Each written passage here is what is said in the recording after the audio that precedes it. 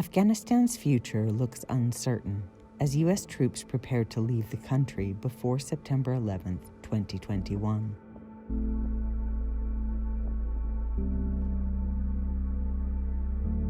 In the years after the U.S.-led military invasion and the defeat of the Taliban government in late 2001, the Afghan government and international donors gave priority to developing an effective health system, including extending access to basic health care to all parts of the country. This led to significant improvements for women's health. But even with 2 decades of effort and hundreds of millions of dollars spent, delivery of health services for women and girls remains far below international standards. Our maternal mortality rate nowadays is 638 per 100,000 live births. It is a shocking number. In the last several years, donor support to Afghanistan has been falling. Services that were already inadequate are further deteriorating. Women and girls often struggle to access even the most basic care: access to contraception, access to prenatal care, access to safe birthing services.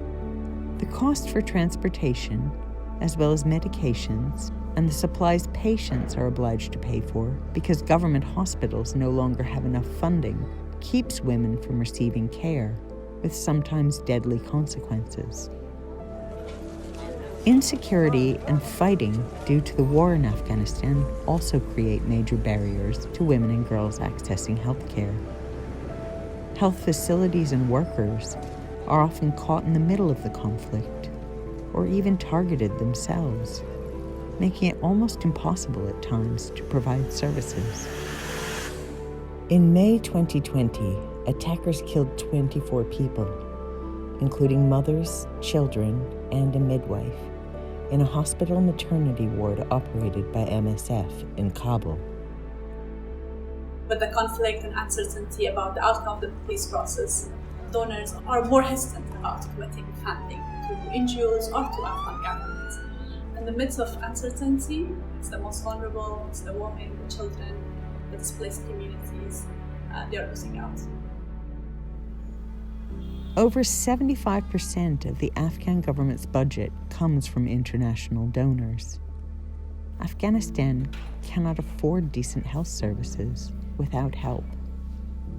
Donor countries should fully appreciate how deep and urgent are Afghanistan's humanitarian needs, including for women's health care.